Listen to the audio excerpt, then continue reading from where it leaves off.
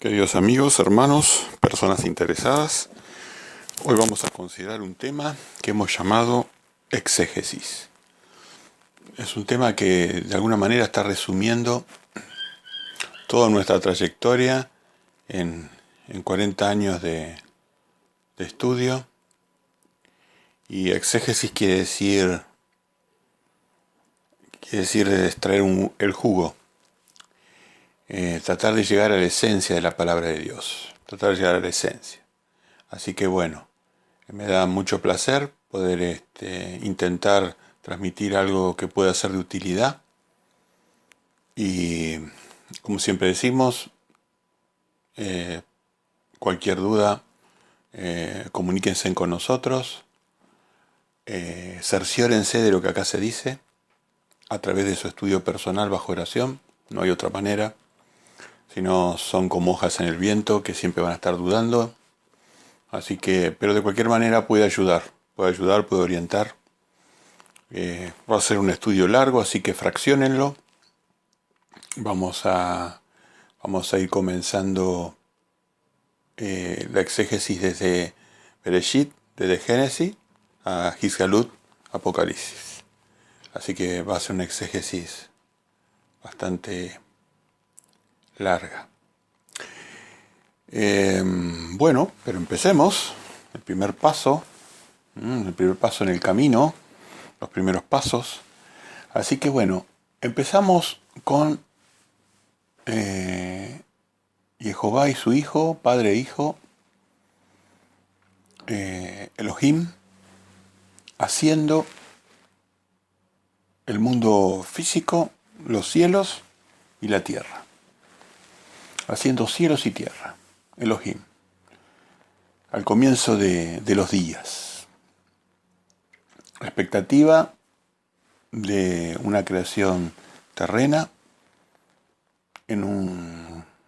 añadida o anexada a un reino espiritual y físico. Esto es muy importante.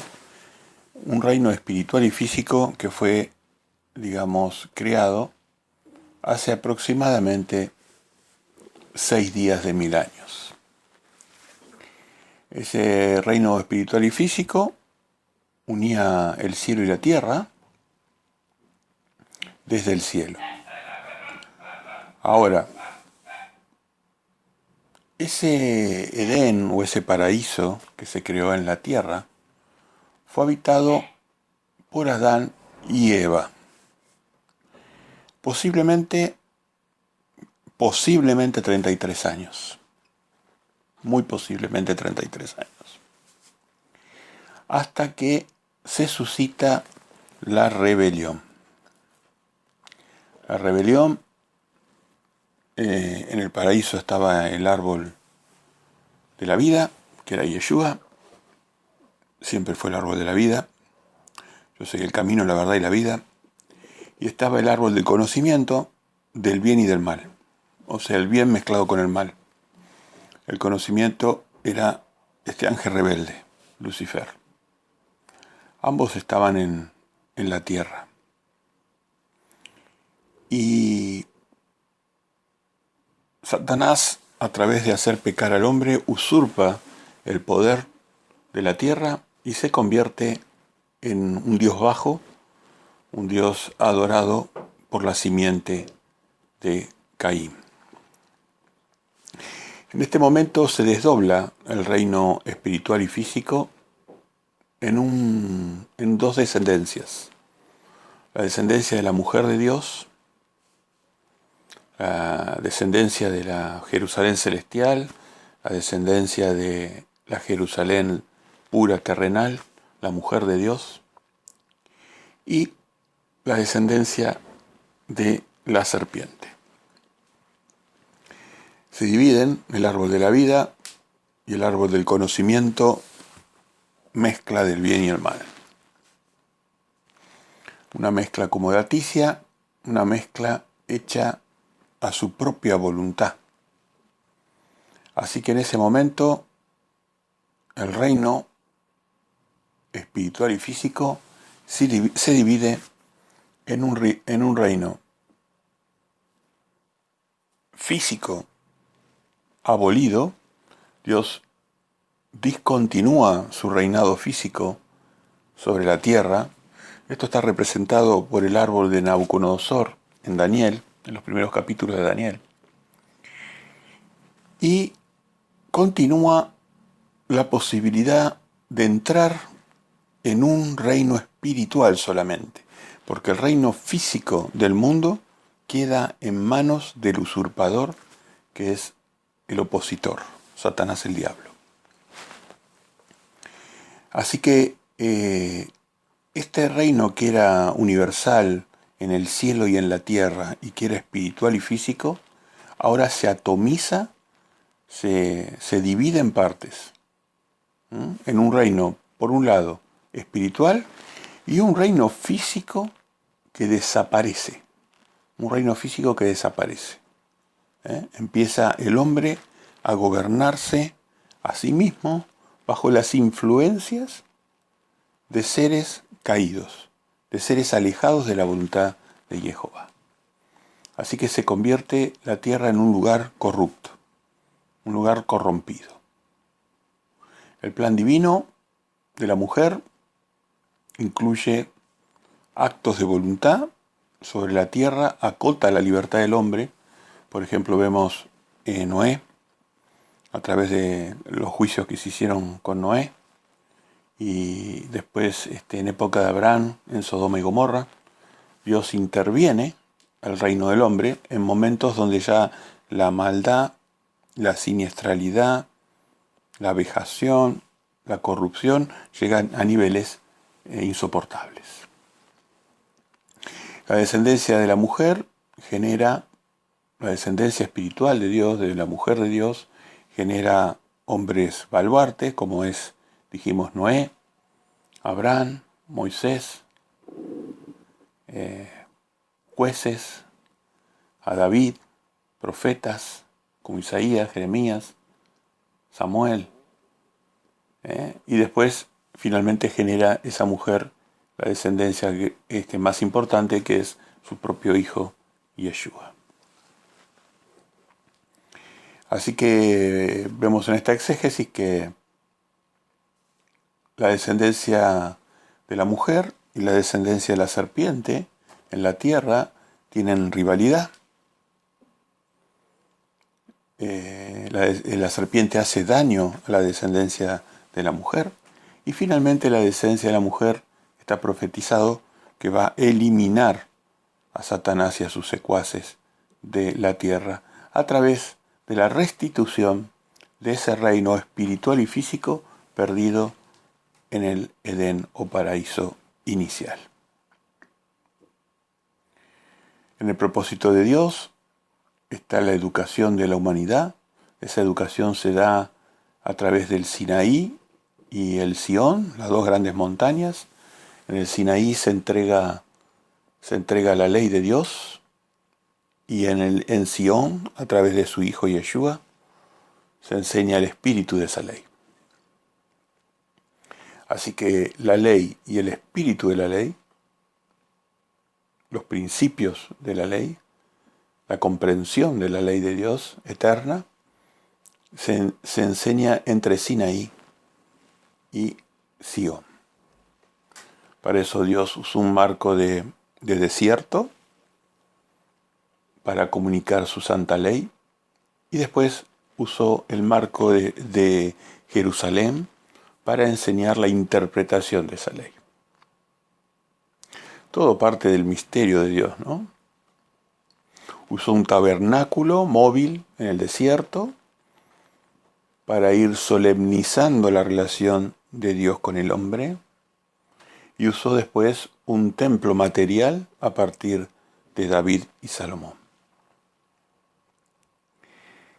Ese tabernáculo y ese reino simbolizaba el reino físico, y el reino espiritual estaba simbolizado por la presencia de Dios en la tienda de Moisés y la presencia de Dios en la tienda de David.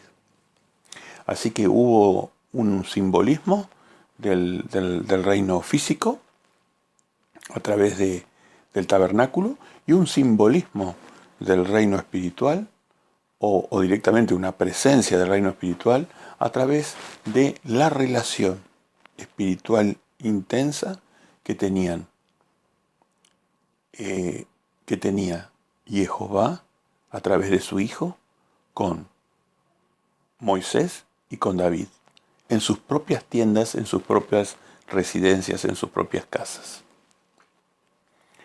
Muy bien. Después, la descendencia de la serpiente sigue haciendo daño a través de los reyes de Israel. Y, por último, llega el deseado de las naciones, llega Yeshua Emanuel, llega el Mesías, llega el heredero del trono y predica un nuevo pacto. Un nuevo pacto que iba a ir gradualmente dejando viejo al anterior, porque hubo una gradualidad en la transferencia. El pacto se termina de transferir totalmente en la destrucción del templo.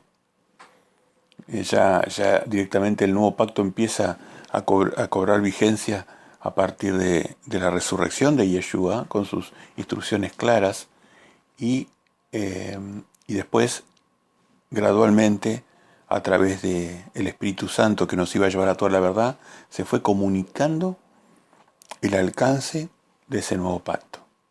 Nuevo pacto que contenía elementos eternos de la ley de Jehová que había sido dado en Sinaí y en Jerusalén, en Sion. Y contenía nuevos o novedades que traía Yeshua de parte de su Padre para el mundo, que él reveló personalmente. Así que el pacto antiguo nos enseñó qué era el pecado, nos enseñó o les enseñó a esos habitantes a tener fe en la venida del Mesías y a cumplir su propósito dentro de lo que era la venida de ese Mesías. Así que, tuvo una importancia bastante relevante el viejo pacto. Ya de por sí nos enseñó lo que estaba mal, lo que desagradaba a Dios. Y después el nuevo pacto nos dio instrucciones de lo que teníamos que hacer los seguidores de Yeshua, los siervos, de cara a la venida del reino milenario, qué teníamos que hacer, cómo teníamos que ser como individuos para agradar a Dios, sobre las bases de no pecar, que se había enseñado en el viejo pacto. Ahora teníamos que agregar cómo además de no pecar teníamos que ser buenas personas. Y Yeshua nos dijo que teníamos que odiar el mal y amar el bien. Odiar el mal y amar el bien. Él nos enseñó el bien claramente, y a su vez enfatizó que teníamos que seguir odiando el mal. Por eso Pablo en Romanos 7:7 dice que él no hubiera conocido el pecado si no hubiera sido por la ley de mandamientos. El viejo pacto nos dejó un conocimiento claro de lo que no debemos hacer. Por eso cuando usted empieza con un discípulo nuevo, tiene que enseñarle lo que es el arrepentimiento, que es justamente saber qué es lo que una persona no debe hacer para desagradar a Dios. Entonces, debemos agradar a Dios a través de arrepentirnos, creer en su Hijo y arrepentirnos. También nos dijo que hiciéramos discípulos, que bautizáramos a los discípulos nuevos y que le enseñáramos los mandamientos. Sus mandamientos, que son los mandamientos de su Padre. Los eternos y los nuevos. Así que después vamos a hablar un poco de esa parte también. La Besorá o el Evangelio siempre se predicó con un ataque muy grande de la serpiente. En principio un ataque hacia la palabra escrita, y una vez que ya no se pudo retener la palabra escrita, cuando la palabra escrita ya se hizo popular en el mundo, empezó un ataque doctrinario falso, llenando de doctrinas falsas la tierra, interpretando falazmente las simples y hermosas santas escrituras de Jehová y de su Hijo Yeshua, a través de sus profetas.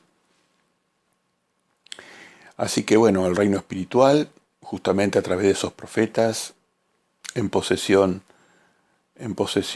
espiritual de esos profetas, Yeshua fue transmitiendo a través de sus apóstoles, a través de hombres inspirados, fue transmitiendo las palabras eternas que son espíritu. Las palabras eternas que son espíritu.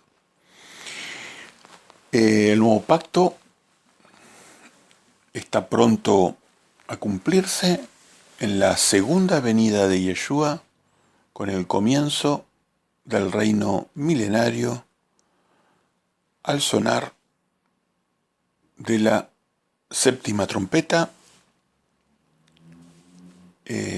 Al sonar de la séptima trompeta tenemos ya el comienzo de la recuperación del reino físico, pues ya que el reino espiritual nunca se fue, siempre hubo una descendencia de esa mujer, de esa Jerusalén celestial, de esa Israel de Dios, que pobló la tierra. Pero ahora, a partir del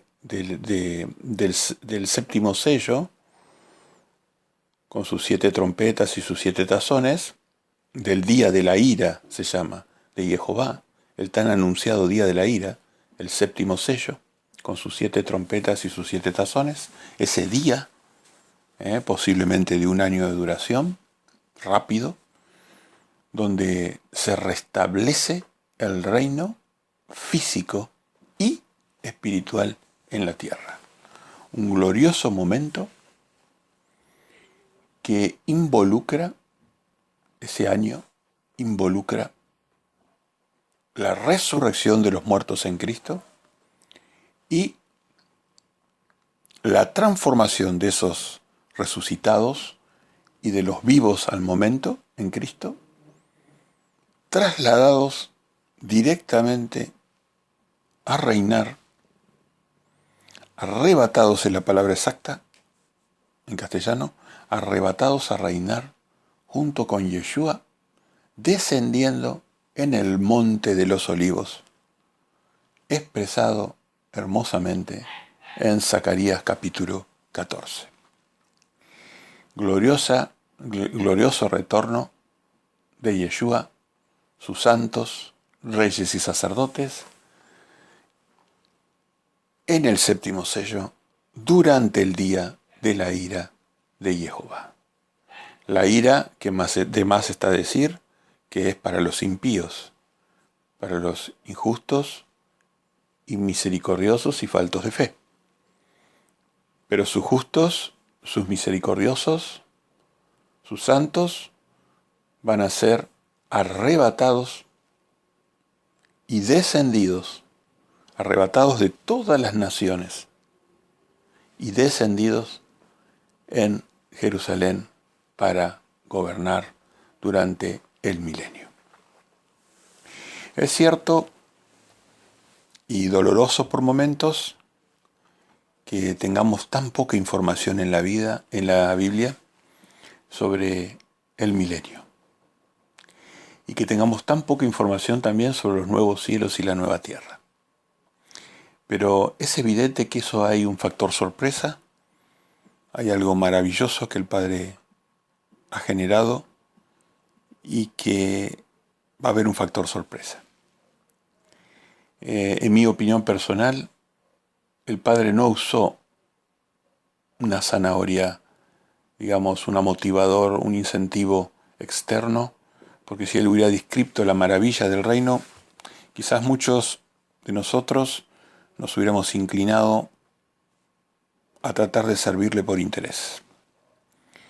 Pero sí sabemos positivamente que el Padre es para los que le aman, y acuérdese que amar a Dios significa guardar sus mandamientos, o se prueba o se demuestra el sentimiento verdadero de amor a través de guardar sus mandamientos. Entonces sabemos positivamente que va a ser maravilloso el reino milenario con todo el trabajo de restituir el reino físico y espiritual sobre la tierra, y después la gloriosa venida de la mujer de Dios, de la Jerusalén celestial, a integrarse con el reino físico y espiritual de Yeshua. En la etapa conocida como nuevos cielos y nueva tierra, o digamos la etapa donde se inicia una nueva semana milenaria. Donde se inicia, en realidad donde se termina la semana de 7000 años y donde comienza un nuevo periodo que no sabemos si se va a medir en semanas o si ya la variable tiempo ha vuelto a desaparecer.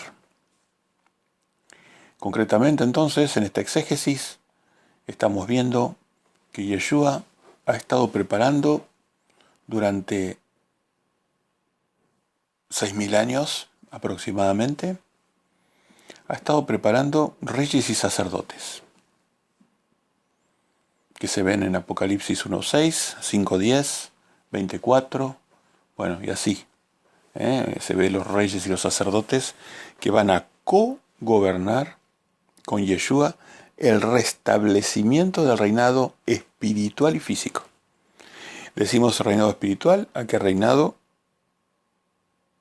Que tienen aquellas personas que entran en relación íntima de esposarse con el Espíritu del Eterno, que es su Hijo. Así que todos los esposados, más los nuevos esposados, van a gobernar las naciones. ¿Qué naciones? Va a haber naciones que van a atravesar el día de la ira. Y esas naciones van a conocer a Jehová y a Yeshua y sus caminos, seguramente a través de sus santos. De esos reyes y sacerdotes, en gran cantidad van a estar en la tierra y van a ser como la fuerza sacerdotal, o sea que va a transmitir la ética y los valores de Jehová. Si bien la palabra ética y valores no figura en la Biblia, pero para traducirla a términos mundanos, sería la ética y los valores, o sea, las leyes de Dios sería, ¿no? La Torá o instrucción, va a tener que ser transmitida a esas naciones que son las que sobreviven al nuevo periodo que es el día de ira de Dios. Que Yeshua, el propio Jesús, lo comparó con los días de Noé. Porque y él decía que la gente iba a estar alejada, iba a estar corrompida, y ese día iba a caer sobre ellos como un ladrón en la noche, y iba a tomar la vida de muchas personas. Así que esa limpieza que se va a hacer sobre el mal, hecha desde un punto de vista, digamos, quirúrgico, de un punto de vista selectivo, va a permitir que algunas naciones sobrevivan y que después van a ser lideradas de forma con vara de hierro. O sea, van a tener que enderezarse a los valores de Jehová. Y durante ese milenio va a haber un periodo de transición donde muchas personas van a aceptar la forma justa de vivir de Jehová. Al fin de ese milenio hay una segunda resurrección y también hay un juicio, el juicio del trono blanco, que divide las personas que pasan a vida eterna en los nuevos cielos y la nueva tierra y los que se quedan en la muerte segunda. De ninguna manera hay una etapa de tortura, sino que simplemente hay un juicio donde las personas, conforme a sus obras, lo que está escrito en el libro de la vida, van a recibir algunos el premio de la vida eterna, premio inmerecido, premio bajo gracia, premio bajo sacrificio de Yeshua, que carga con sus pecados, y otros, que se menciona cuáles son las obras que Dios detesta, van a pasar a muerte segunda. Al comienzo del milenio, del reino milenario, Satanás es atado. Satanás ya no puede engañar a las naciones o a las personas débiles en la fe, y entonces va a haber una sola versión oficial de la verdad de Dios. Va a ser maravilloso poder ver, y las personas entonces van a poder demostrar realmente si ya no va a haber segundas versiones de las cosas, como hay hoy, que hay 1000 versiones, la verdad se atomizó en miles de falsedades.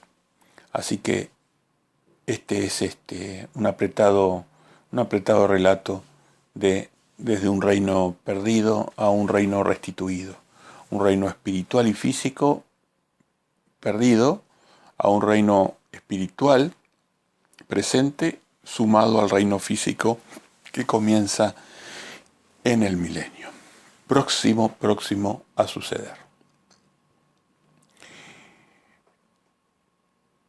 El mundo trató de implantar sus valores, decíamos, y su ética. Sus valores son el placer, la autoimportancia, la ciencia, la profesión, el oficio especializado, el dinero. Los valores del mundo son el placer, la autoimportancia, la ciencia y los oficios, el dinero. Me quedo con estos 4 como principales. Y Dios nos dijo siempre que la sabiduría del mundo era insensatez para Dios. Esto es muy importante. Acuérdese que si se fatiga, se cansa, fraccione el video, pero no deje de aprovecharlo. Y escúchelo las veces que sea necesario. Entonces vamos entrando ahora, vamos profundizando de una vista general, aérea. Ahora ya vamos a ver un poquito, vamos a hacer un zoom y vamos a ver un poquito el detalle. El mundo introduce sus valores y su ética a través de la descendencia de la serpiente, y nosotros nacemos, crecemos, tomando por bueno esos valores y esa ética. La ética del placer, la ética de la autoimportancia, la ética de la ciencia como valor y del dinero como valor. Y qué distinto hubiera sido si ese reino físico de Dios, ese reino físico y espiritual, hubiera estado vigente. Porque sabe usted, esos no hubieran sido los valores. Hubieran sido cosas necesarias. El placer, Dios lo estableció en un acotado límite. La autoimportancia, Dios la disminuye, la condena. La ciencia, que le importa a Dios, es el conocimiento de las ciencias de Dios. El dinero pasa a ser también una cosa necesaria, pero no importante. O sea que el placer, la autoimportancia, la ciencia y el dinero son cosas necesarias de la vida, pero no importantes. Para la descendencia de la serpiente, se inculcó a través de esa ética y esos valores lo opuesto. Lo importante es la autoimportancia dada en los oficios, la acumulación desproporcionada de dinero y poder, la acumulación de placeres, la exageración, exacerbación de los placeres, de los sentidos. Bueno, todo eso es lo que se nos enseñó de forma expresa o tácita durante nuestras tiernas edades y hemos incorporado eso y lo tenemos por bueno. Todo eso en la Biblia, en la exégesis de los 66 libros, es insensatez para Dios. Esos no son los valores de Dios. Por eso Yeshua decía, hay que nacer de nuevo. Hay que nacer de nuevo, porque en realidad hemos mamado una cultura que no viene del Sinaí y de Sión.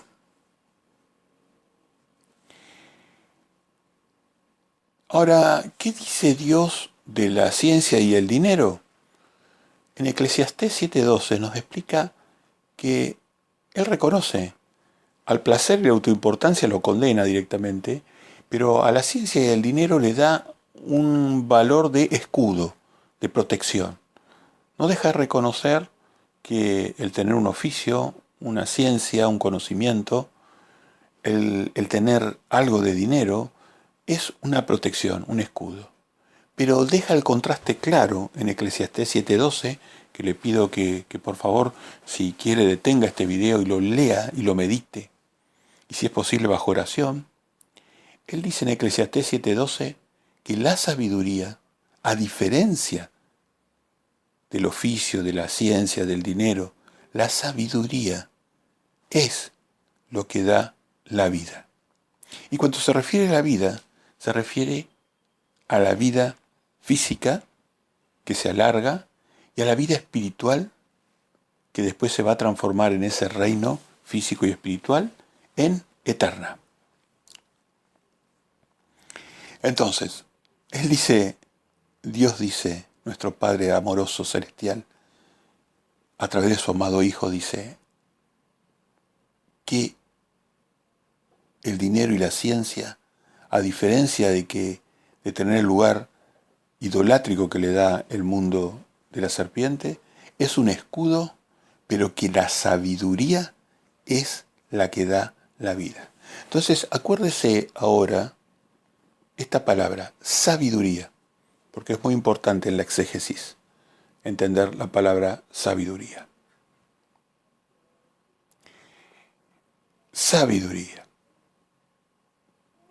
Muy bien. Entonces la pregunta es, ¿quién o qué es la sabiduría?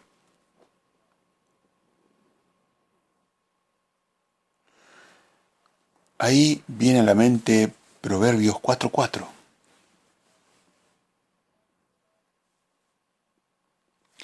Guarda mis mandamientos y vivirás. Adquiere sabiduría. O sea, guarda mis mandamientos y vivirás. Adquiere sabiduría. Entonces, la sabiduría, por ejemplo, Proverbios también 14:33. Este es muy importante, 14:33 de Proverbios. En el corazón del prudente, yo lo estoy parafaseando, no lo estoy diciendo literalmente, usted lo tiene que leer. En el corazón del prudente reposa la sabiduría. En el corazón del prudente reposa la sabiduría.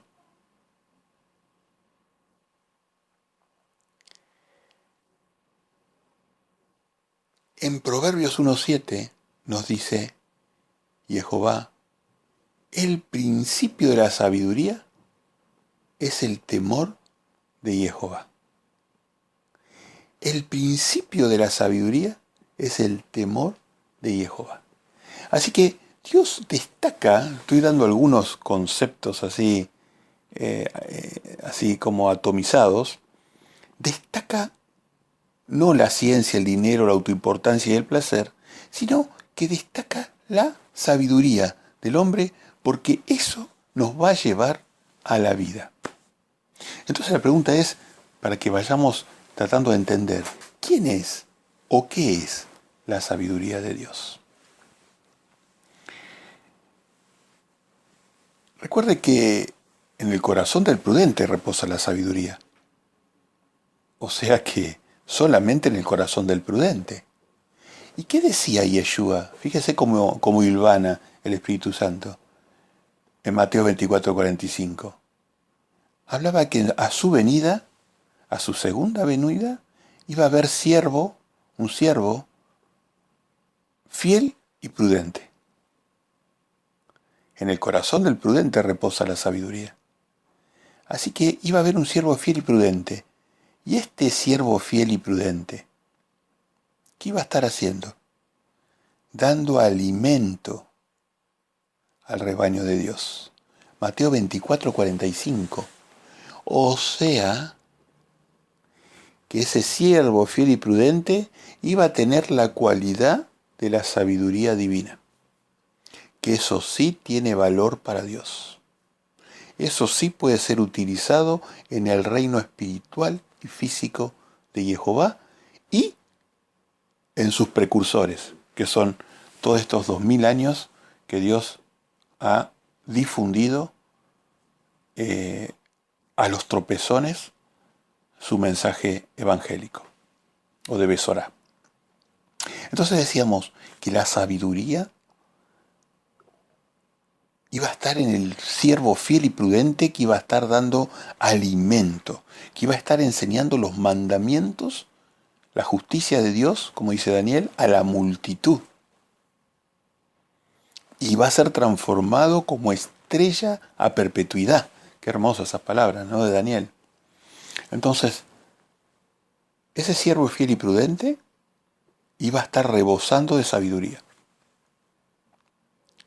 Pero también esa sabiduría iba a estar en las vírgenes prudentes.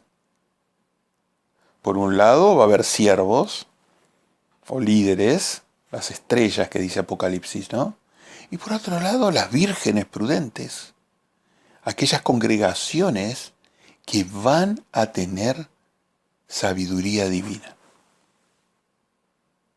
Así que eso es Mateo 25:2. No se deje engañar. No compre los valores del mundo. Cuando Yeshua venga, el tener un buen oficio, el tener mucho dinero, el estar rodeado de placeres, el tener autoimportancia para el mundo, eso no va a tener ningún valor. ¿Qué pasaba con las vírgenes y con los siervos que no tenían sabiduría? Léalo en Mateo 24 y en Mateo 25. ¿Qué pasaba con las vírgenes, con las congregaciones y con los líderes que no iban a tener sabiduría? Muy triste esa historia. Busque esa sabiduría. Busque los valores verdaderos de Jehová y Yeshua. Esa sabiduría iba a reposar en el corazón. ¿No le hace entender qué es esa sabiduría? ¿Qué cosa reposa en el corazón del hombre de Dios? ¿No tiene que ver con el Espíritu Santo? ¿Y ese Espíritu Santo nos transfiere la sabiduría de Dios? Bueno, esta palabra exegéticamente, el jugo de la enseñanza bíblica es de sabiduría.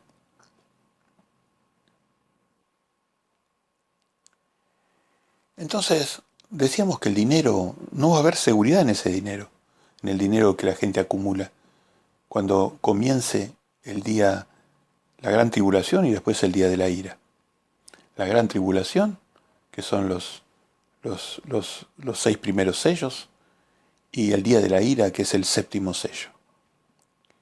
No va a haber seguridad con esas riquezas. Y esos hombres que persiguen fines egoístas, fines de la descendencia de la serpiente, quizás podrán tener mucho material, mucha cosa material, pero no van a tener las riquezas de Dios. Las riquezas de Dios, Dios dice, mía es la plata y mío es el oro, en Ageo 2:8. Siempre habla que los hombres de Dios son ricos en oro y plata. ¿Qué significa ser rico en oro y plata para Dios? Esta es una revelación muy importante tiene que atesorarla. Sabiduría, riqueza de Dios, mía es la plata y mío es el oro. Ageo 2:8. Lo que es la plata lo va a encontrar en el Salmo 12:6.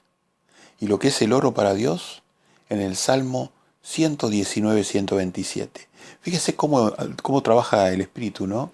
Ageo levanta el tema y genera la inquietud, y después David o los salmos revelan lo que es la plata y el oro para Dios. Lo que es el dinero para el mundo, la plata y el oro físico, la plata y el oro espiritual para Dios son su palabra y sus mandamientos. Su palabra está expresada en el Salmo 12:6 como plata refinada en el horno de tierra 7 tiempos, 7 veces. Y el oro, sus mandamientos. De por sí, la parte más valiosa de la palabra de Dios son sus mandamientos. Porque su palabra es plata y sus mandamientos la parte central de su doctrina. El oro. De hecho, ese oro, una vez que usted descubre que la plata y el oro de Jehová son su palabra y sus mandamientos dentro de su palabra, y sabe distinguir la diferencia entre estatutos, decretos y mandamientos, cosas coyunturales que desaparecen en el uso y cosas eternas que Dios nos va revelando, entonces uno después puede entender las enseñanzas de Yeshua. Cuando decía que había una mujer, por ejemplo, que estaba en pecado, o sea que estaba incumpliendo mandamientos, y que había perdido una moneda de oro. Justamente tenía 10 monedas y había perdido una, le quedaban 9, y estaba en pecado. O sea, ¿qué nos estaba diciendo Yeshua? Nos estaba diciendo que va a haber mujeres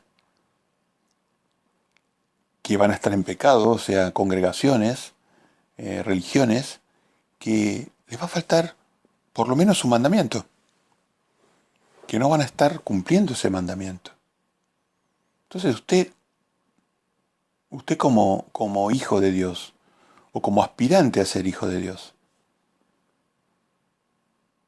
como aspirante a siervo de Dios, como aspirante a hijo de Dios, analice usted, ¿no se me habrá perdido una moneda de oro a mí?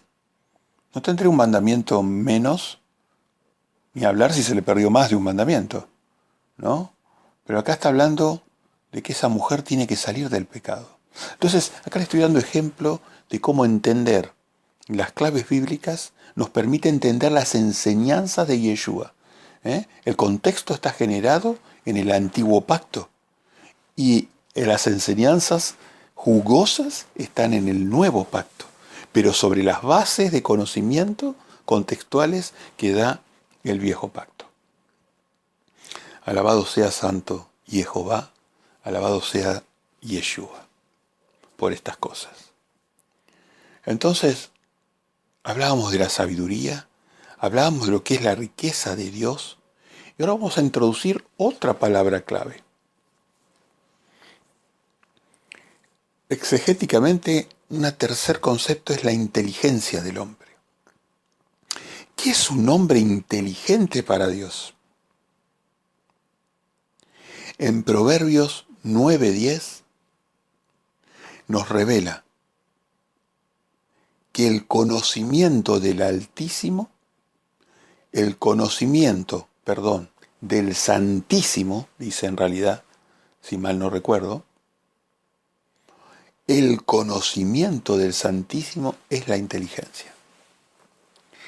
Entonces, definimos lo que es sabiduría, lo que es plata y oro para Dios o riqueza, y lo que es, en realidad, la inteligencia del hombre.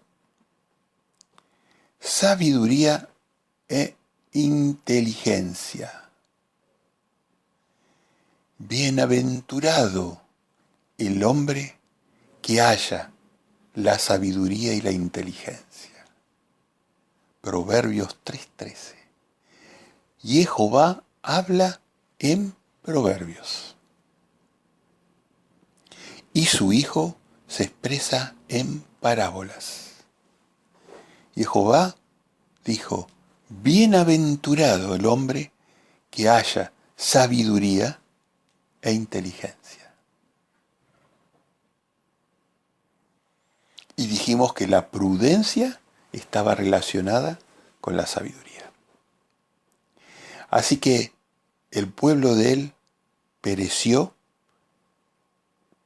y buena parte de su pueblo perecerá por falta de conocimiento. Conocimiento, pero no el conocimiento del mundo, el conocimiento de la autoimportancia, el conocimiento de los oficios, el conocimiento de las ciencias matemáticas. Está hablando del conocimiento del Santísimo. Tenemos que adquirir conocimiento. Su pueblo perece porque le falta sabiduría, inteligencia, le falta el oro y la plata de Dios. Acá usted está viendo la exégesis. ¿Usted quiere ser un siervo fiel y prudente? ¿Usted quiere, aunque más no sea, formar parte de una virgen prudente? ¿O quiere estar con los insensatos? Porque los insensatos tienen un destino que usted ya lo conoce, el destino de los insensatos. Muy bien. La mujer con los 9 dracmas, Lucas 15:8. Solo 9 monedas de oro. Y este es en el mejor de los casos, porque lamentablemente hay religiones que tienen mucho menos que esto hoy. Es terrible. Encontraréis la fe cuando venga a la tierra. Se ha degradado muchísimo la religión del hombre. Ni hablar la descendencia de Satanás, que es activísima en confundir y en degradar al hombre. Así que el mundo pasa y también su deseo, su placer. Pero el que hace la voluntad de Jehová permanecerá para siempre. Mire si eso no es exégesis. Y el principio de la sabiduría es el temor de Jehová. Acá hago una breve pausa y lo invito a que si quiere tomarse un descansito o quiere fraccionar esto para no desaprovechar lo que sigue.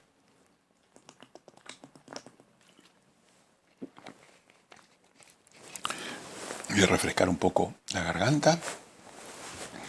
Así que decíamos que el principio de la sabiduría es el temor de Jehová.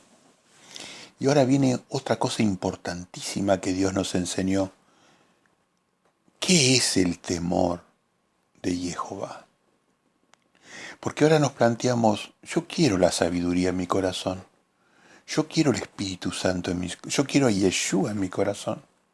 Yo quiero ser prudente. Yo quiero ser un siervo fiel. Yo quiero formar parte de las religiones o de los caminos de las vírgenes prudentes. De los que religan, ¿no? De los que se escapan de la religión mundana. Religar, ¿no? Es eso religión. Es escaparse en realidad de la religión mundana, ¿no? Y formar parte del camino.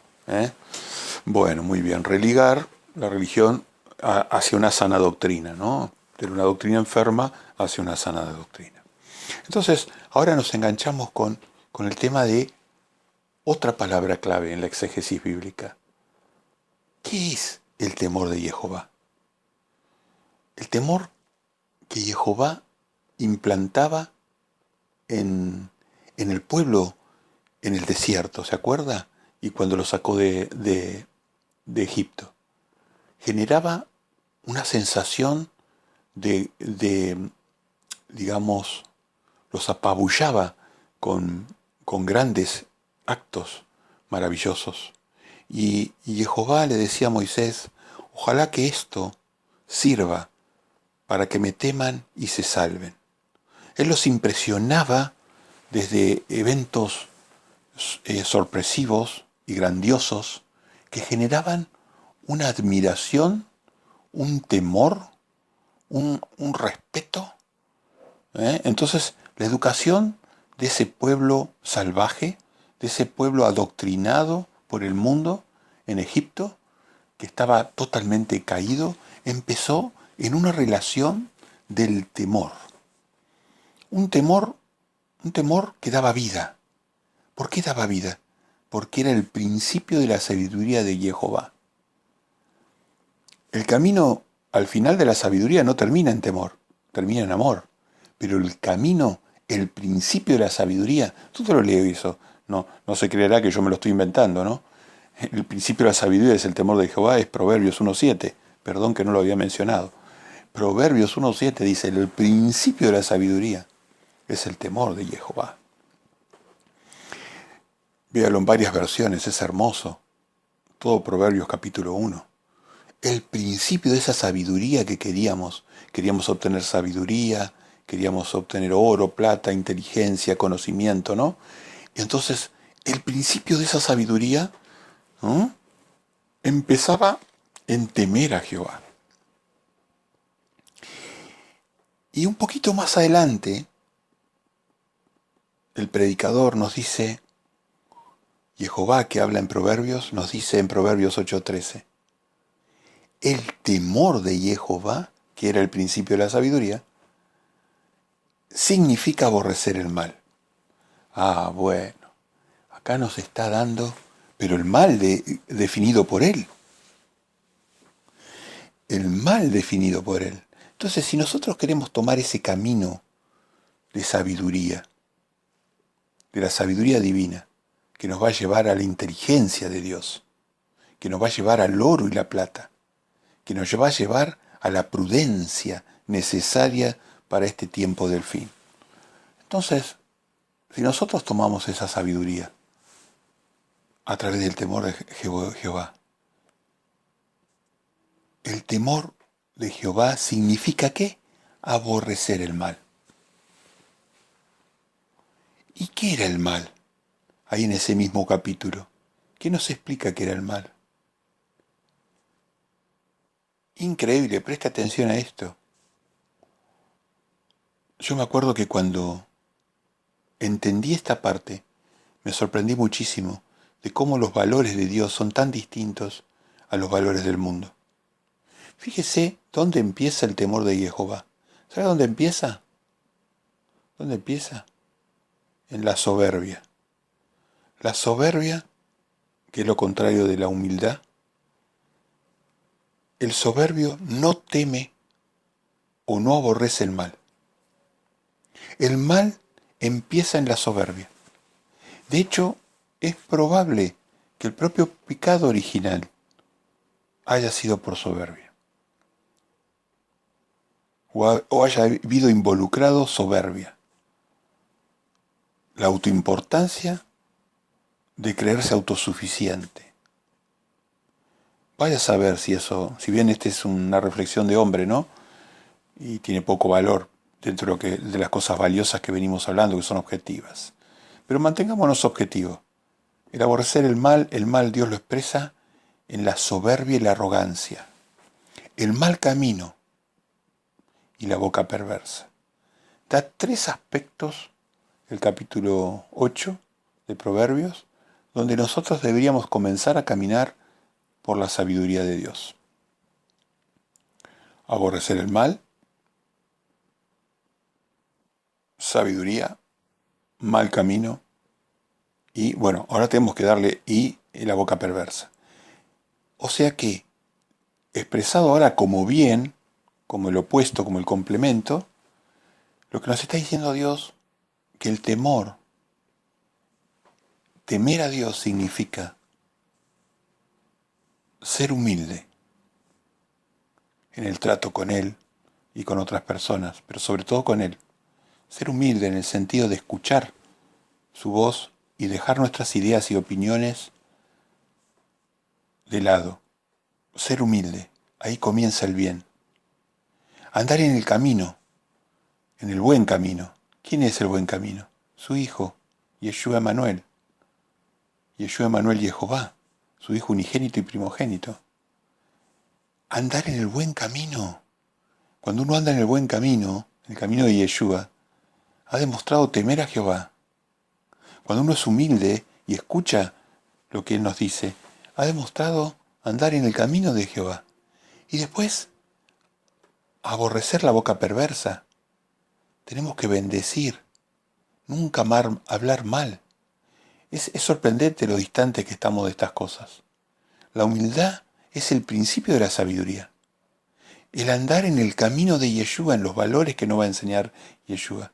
Y bendecir a la gente, nunca maldecirla. Nosotros no somos jueces. Nosotros no podemos condenar a las personas. Ni siquiera el ángel del pacto se animó a condenar a Satanás. Dijo que Jehová te reprenda. Él ni siquiera lo condenó. Estamos hablando del ángel del pacto. ¿Usted sabe quién es el ángel del pacto? Bueno, el ángel del pacto, lo va a ver en la carta de Judas, léalo. El ángel del pacto no condenó a Satanás. ¿Y nosotros? ¿Quién iba a subir al Monte Santo? En el Salmo 15, el Salmo 24. Las personas que no hablan mal de su prójimo. ¿Y qué hace Satanás en las redes sociales, en los videos de YouTube? Nos lleva a criticar a los otros. Los programas de chimenteros, Infama, todos esos programas, hasta los nombres mismos ya dicen. Satanás nos lleva al pecado de todas las maneras posibles. El camino empieza en la sabiduría de Dios, no empieza cuando uno es humilde para con Él. Cuando uno va en su camino y ese camino va bendiciendo a la gente, por más que esa gente esté apartada, que viva en el mal. ¿De qué les sirve a ustedes si ayudan o bendicen a los que les son de agrado? Yeshua nos enseñó a amar a nuestro enemigo, al que es enemigo nuestro. Humildad, andar en el camino y bendecir, es el comienzo de la sabiduría. Así que el principio de la sabiduría, que es el principio de la vida eterna, es el principio de la prudencia, es el principio de llegar a ser un siervo fiel, es el principio de una congregación que está estructurada para sobrevivir a la tribulación y a la ira de Dios próxima, ya cerquita a venir. Comienza en estos valores. Atesórelo. Después de eso, Dios exegéticamente nos va enseñando otros parámetros. Empieza a hablar ya de la justicia de Dios. Uno tenía que transformarse en justo. El justo para Dios es el que aborrece el pecado. Y el pecado está expresado en sus mandamientos. Así que después el camino ese de la sabiduría tiene que llevarnos o pasar en algún momento por la justicia. Muy importante esto. La justicia de Dios es distinta a la justicia del mundo, a la justicia de la serpiente. El concepto de justicia ha sido distorsionado. Las personas no conocen los mandamientos de Dios. Creen que los conocen. No conocen. Quizás conozcan 3, 4 con mucho esfuerzo, pero no son 3 o 4 los mandamientos de Dios. ¿Cuántos son los mandamientos más importantes de Dios? Uno puede decir 10, otro puede decir 12, otro puede decir 14, otro puede decir 20. Bueno, yo hoy voy a tratar de por lo menos recordarle 14 grandes mandamientos de Dios, vigentes plenamente para el tiempo del fin. Entonces la justicia de Dios tiene que ver con aborrecer el pecado. Y el pecado está expresado en sus mandamientos. Ir en contra de sus mandamientos es pecar. Romanos 7:7, el apóstol Pablo. Bueno, si quieres vivir, guarda los mandamientos. Tanto los proverbios de Salomón como Yeshua mismo le dijo al joven rico. O sea, está por todos lados en la Biblia el concepto ese. Muy bien. La justicia de Dios son sus mandamientos. Deuteronomio 6:25. Otro paso importante, otro valor importante en el camino de la sabiduría, de la prudencia, es la misericordia. La misericordia que está explicada en Isaías 58. Lea Isaías 58, por favor. Pare este estudio y lea Isaías 58. La misericordia, la fe. La misericordia, me voy a quedar un poquito más con la misericordia. La misericordia, Isaías 58 y Mateo 25. Lea lo que es la misericordia. ¿Qué entiende por Dios? Y la misericordia de Dios no coincide con la misericordia del mundo. Qué importante que volvamos al verdadero significado de la misericordia. Otro aspecto, la fe, la certeza de Dios, ¿no?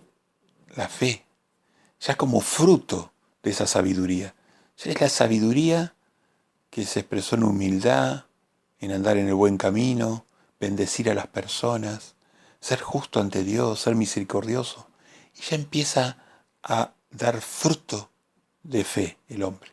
Ya empieza a tener certeza, convicción sobre Dios, su Hijo y su propósito. Mire qué fácil que es la fe. Es la convicción, la certeza. Es un regalo de Dios, una dádiva, un fruto de haber tomado el temor y la sabiduría de Dios. Esa convicción que tenemos del reino de Dios. Donde las personas dudan, nosotros tenemos fe. Y eso demuestra que estamos transitando el camino de Dios. Lejos de la perfección, pero transitando con tropezones, con caídas, con raspones y volviéndonos a levantar. Y nuestro Padre y su Hijo todo el tiempo ayudándonos, educándonos, reprendiéndonos, consolándonos. Bien. Entonces la justicia y la misericordia empiezan a generar esa humildad, esa sabiduría que vamos adquiriendo, empiezan a generar la fe como fruto, empiezan a generar el amor, el deseo de ayudar a los otros, entregarse por los otros. Empieza a generar gozo, contentamiento, que antes en el mundo del placer, en el mundo de la autoimportancia, en el mundo de la ciencia, en el mundo del dinero, no podíamos obtener ese gozo. Siempre teníamos nuestro gesto amargado, nuestro ánimo apurado y ansioso, nuestro sentir intranquilo. ¿Qué pasaba? No había gozo, no había amor, no había fe, no había paz. Los frutos del Espíritu. 1 Timoteo 6:11. Qué hermoso, Mateo 23:23. Justicia, misericordia, fe, amor, gozo, paz, paciencia, benignidad, templanza, autodominio. Los frutos.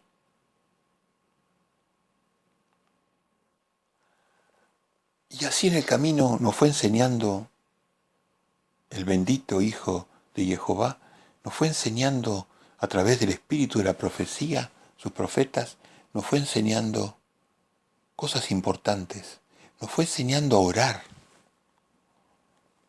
la oración. ¿Cómo nosotros vamos a poder obtener esa humildad, el bendecir, la justicia, la misericordia? ¿Cómo vamos a obtener la sabiduría si no oramos? Si no leemos la Santa Palabra. Toda la palabra. Los 66 libros, las bases y el edificio y el templo espiritual de la palabra. La fundación y el templo. Jehová y Yeshua. la oración, la lectura de la palabra y el hacer discípulos. 3 aspectos importantísimos que significan poner en primer lugar el reino de Dios.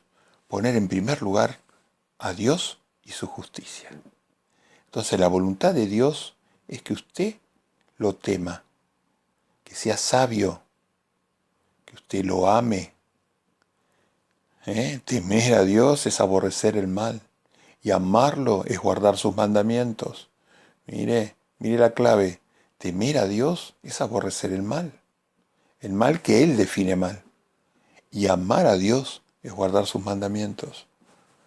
Y usted tiene que llegar, igual que yo, a poner en primer lugar el reino. No, en primer lugar, no el placer, no la autoimportancia, no la carrera profesional, no el dinero. No. En primer lugar, el reino y su justicia. Y en este momento, en el reino espiritual de Jehová, el servicio que podemos dar hasta la venida de Yeshua, no solamente santificarnos y mejorarnos como personas, sino hacer discípulos.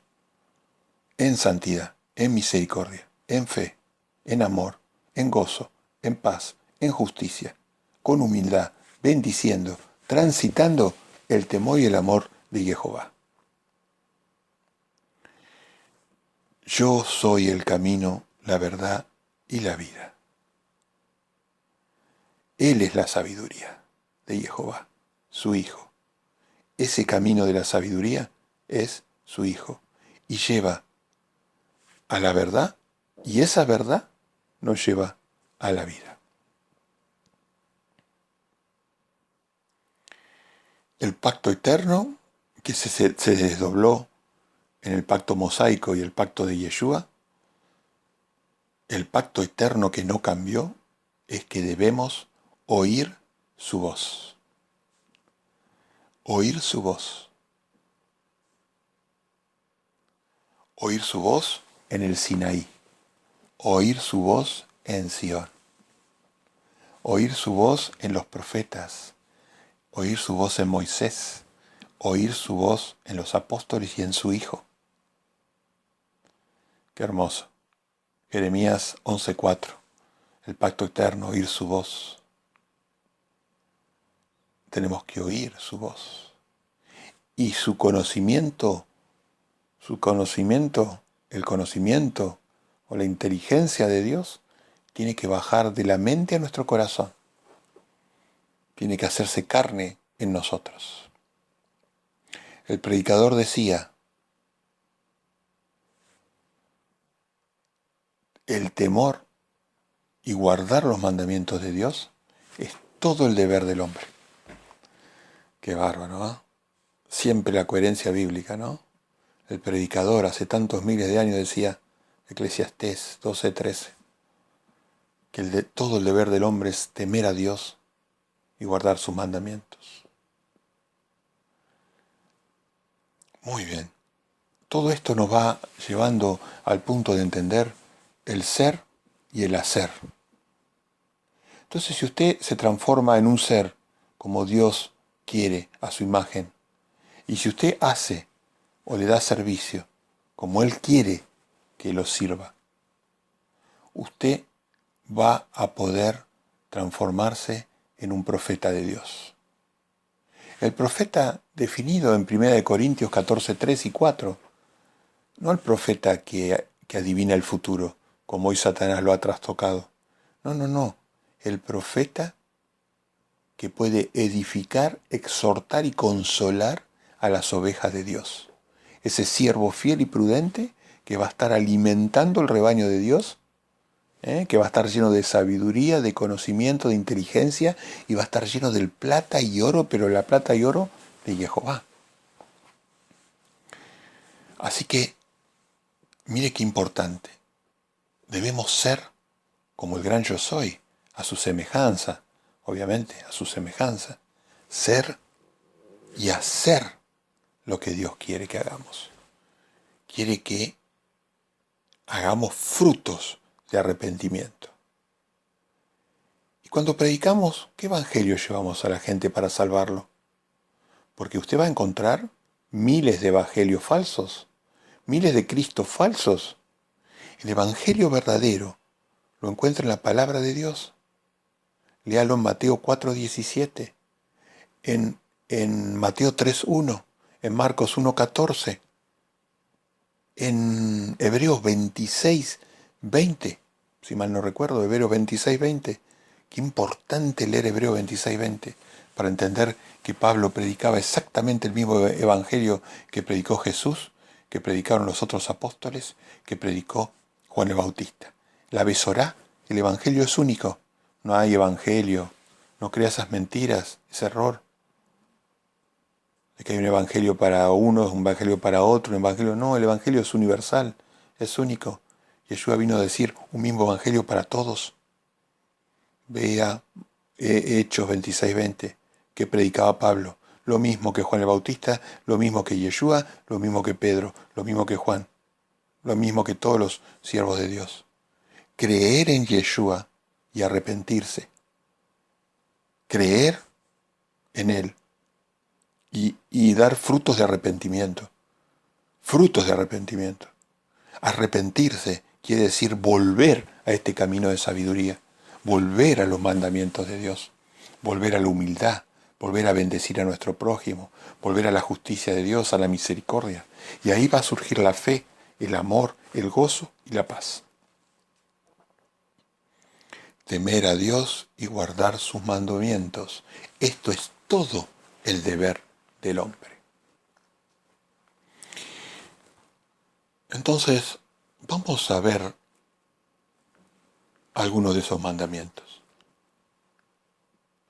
¿Qué nos enseñó en el Sinaí Jehová con respecto a la justicia? Primero, no debíamos tener dioses ajenos delante de la adoración del Altísimo, del Todopoderoso. No tener dioses ajenos. ¿Qué pasa hoy? Las personas ponen a pastores entre Dios como intermediarios, ponen a líderes, ponen a organizaciones religiosas, ponen el placer, ponen el trabajo, ponen sus carreras como más importante, ponen el dinero como Dios. No tendrás dioses ajenos entre yo, el yo soy, y tú. Éxodo 23. No tenemos que poner dioses ajenos entre Dios y nosotros. El único Dios mediador que puede estar mediando entre Dios y nosotros, ¿quién es? Usted lo sabe. Es su santo nombre, Yeshua Emanuel Jehová, el que murió por nosotros en el Calvario, que murió en Jerusalén, que entregó su cuerpo por nosotros. Es el único que se ganó el lugar de mediar, el que rompió el velo del templo, el que permitió que el hombre restableciera un diálogo de oración y adoración con el Eterno, con el Padre. Yeshua Emanuel y Jehová, no tendrás dioses ajenos. Otro gran mandamiento, Éxodo 24. No te harás imágenes, no las adorarás. Dios mío, piensa en eso, todavía está vigente. Estamos casi terminando el milenio y todavía la gente sigue con imágenes, adorando imágenes. Es impresionante eso. Es increíble que el hombre siga todavía, que no haya podido superar los dioses ajenos y no haya podido superar las imágenes. Estamos igual que cuando el pueblo de Israel estaba en el desierto. Impresionante, triste. Santificar el nombre de Dios, Éxodo 27. Santificar el nombre en su plano físico, en su plano físico, sí. Conocer el nombre del Padre y santificarlo, darle respeto. Pero en el plano espiritual profundo, santificar su nombre, el nombre del Padre, el nombre del Eterno es Yeshua Emanuel. O sea, es su nombre. es su imagen, es su espíritu, es la forma visible, palpable de Jehová, del Eterno. El Eterno es algo difícil de entender a la mente humana. Su Hijo es más tangible. Entonces él decía, ese Eterno, intangible, decía, ustedes deben santificar mi nombre. Y nosotros llegamos a entender que el nombre que debía ser santificado es el nombre que está sobre todo nombre. Yeshua, Emmanuel, Jehová. El poderoso Yeshua, Emmanuel y Jehová. Nuestro recomprador. El Santo de Israel. El Dios poderoso. El Consolador. El príncipe de Shalom, el príncipe de paz. El príncipe que genera paz cuando llega a nuestro espíritu. Que genera gozo y amor. Entonces, santificar su nombre. Santificar el Shabbat, el día de misericordia, el día que no trabajamos en cosas egoístas y nos dedicamos al prójimo. Nos dedicamos a adorar a Dios a través del prójimo, de ayudar, de llevar la doctrina sana, de ayudar a los necesitados, pero sobre todo llevar la doctrina sana para que la gente pueda salvar el alma, no el cuerpo. El alma es mucho más importante que salvar el cuerpo de una persona. Acuérdate del día sábado para santificarlo, el día dedicado exclusivamente a la adoración de Jehová a través del amor al prójimo. Todos los mandamientos de Dios se resumen en amar al prójimo. Todo esto que estamos considerando tiene objetivo en que nosotros nos hagamos bien a nosotros mismos y a nuestro prójimo. Todo el temor de Jehová, la sabiduría, el conocimiento, la justicia, la misericordia, el Shabbat, la no idolatría, todo eso, honrar al padre y la madre, no matar, no cometer adulterio, no robar, no mentir, no codiciar, todo eso tiene por objetivo amar a nuestro prójimo, hacerle bien a nuestro prójimo. No podemos amar a nuestro prójimo si no cumplimos los mandamientos de Dios, si no tenemos temor y amor a Dios.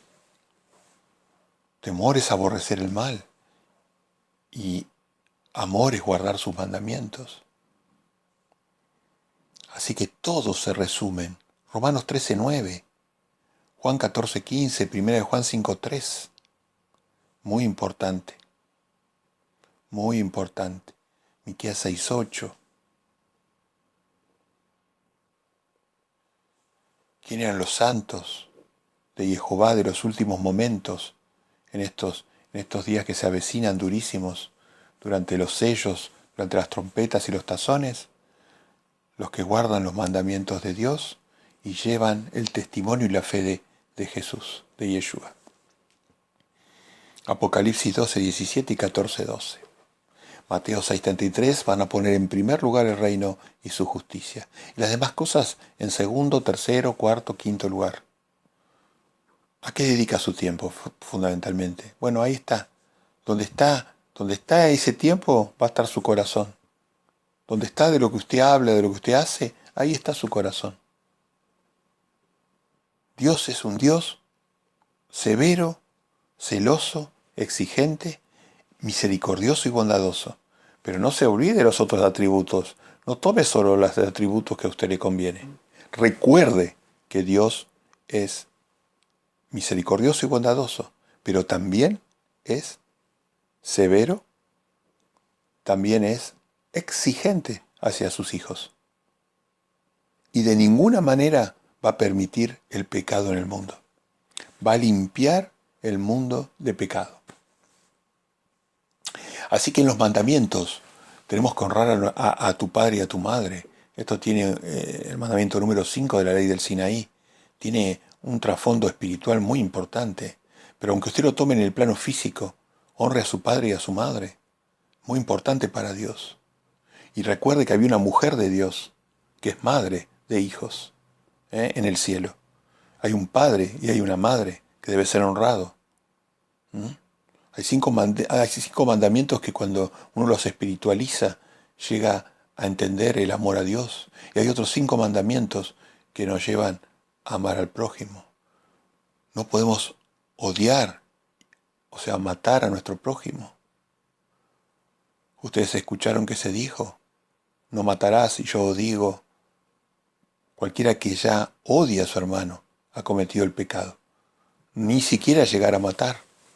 No deje que Satanás lo mande a una guerra. No deje que Satanás lo convenza de que puede matar al prójimo. No cometer adulterio. No abandonar el vínculo conyugal. Hoy está totalmente desfasado ese tema. Las personas se tribulan muchísimo a los hijos a través del adulterio.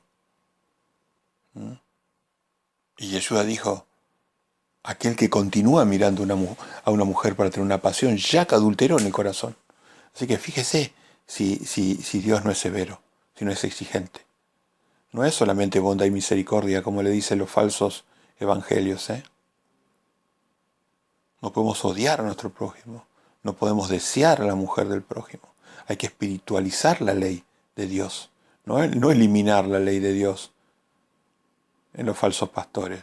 Eliminar la ley de Dios, no, espiritualizarla, entenderla. No robar, no mentir. Ningún mentiroso va a heredar el reino de Dios. Ningún mentiroso.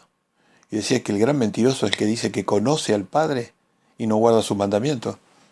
dice el apóstol Juan, dice, el gran mentiroso, en sus cartas dice, el gran mentiroso es el que diciendo que conoce a Dios, no guarda los mandamientos de Dios. Bueno, acá le estoy diciendo, le estoy recordando cuáles son los mandamientos de Dios. No codiciar. Mire, la codicia, es larguísimo el tema de la codicia. Cómo la codicia ha invadido todas las áreas de la vida del ser humano. La codicia en la relación con el dinero, la codicia en la relación con el placer, la codicia con los alimentos, en la relación con los alimentos, en todo en la gestión del tiempo. Bueno, toda la velocidad que imprime la vida, que nos hace perder el amor, el gozo, la paz, la fe, nos hace perder el favor de Dios. Otro gran mandamiento en Deuteronomio 6:4, Mateo 22:37. Amar a Jehová con todo nuestro corazón, fuerzas, mente, alma. Un Dios celoso exige devoción exclusiva. No ponga dioses ajenos adelante de Él. No se haga imágenes. Evite los dioses de este mundo. Amar al prójimo como a uno mismo. Levítico 19:18. Revalidado en el Nuevo Pacto, Mateo 22:37. Amar al prójimo como a uno mismo. Nunca pida al prójimo algo que usted no esté dispuesto a hacer o dar. Recuerde ese mandamiento. Después el mandamiento nuevo que nos dio Yeshua, que amemos como yo los amé. Él nos enseñó en Juan 13:34 lo que es el amor ágape, el amor de entrega. ¿Por qué enseñó este nuevo mandamiento? Porque el amor que se expresaba en el Viejo Testamento era el amor a Javá, el amor de respeto. Primero Jehová en el Sinaí nos enseñó a respetar a nuestro prójimo, no matándolo, no adulterándolo, no robándole, no mintiéndole, no codiciando sus cosas.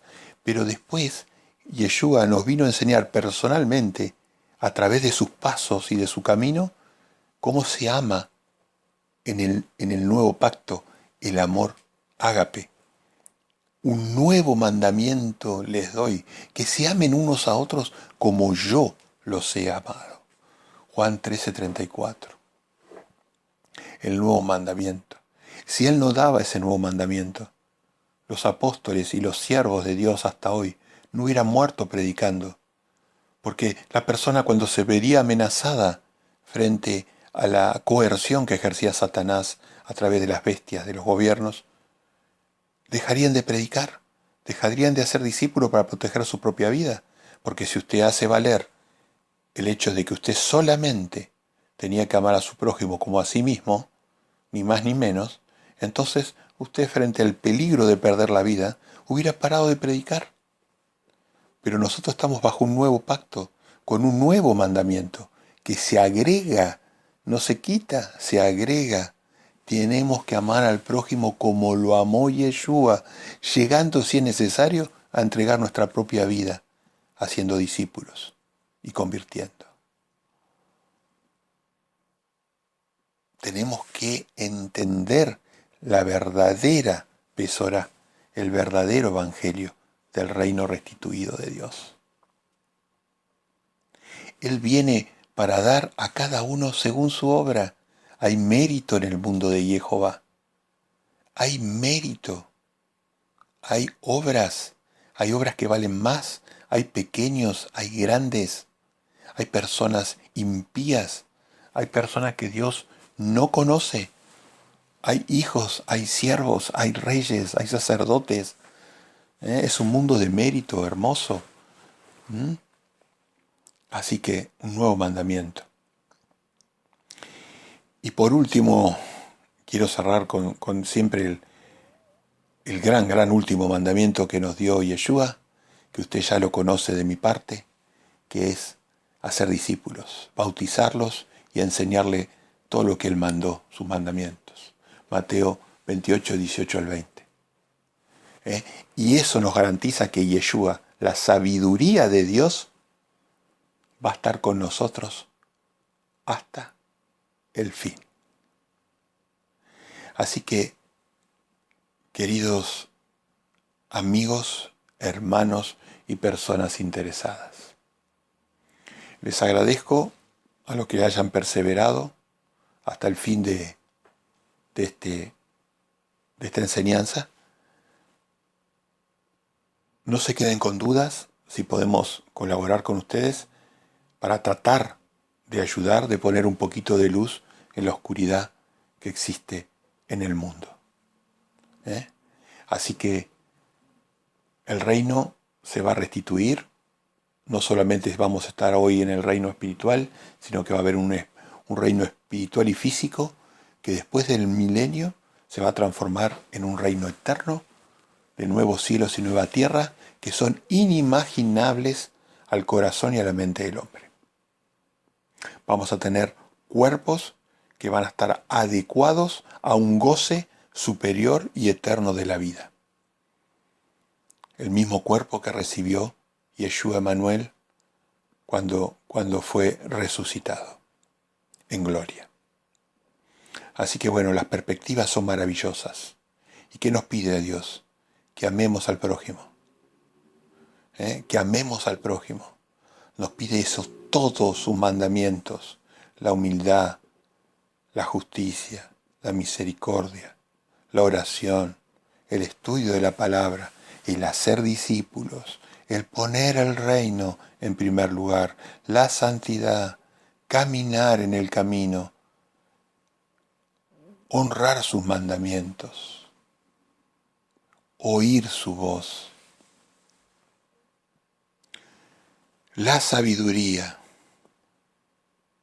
la inteligencia, la plata, el oro, el arrepentimiento. Todo eso se resume en amar a nuestro prójimo. Amar a nuestro prójimo. Ahí está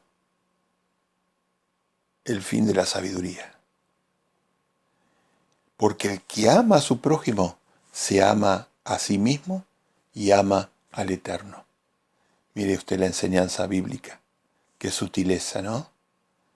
La persona que el Eterno ve, que ama a su prójimo, sabe que lo ama a él, que ha guardado sus mandamientos, que lo ama a Yeshua, a su Hijo, y que se ama a sí mismo, que se ama a sí mismo.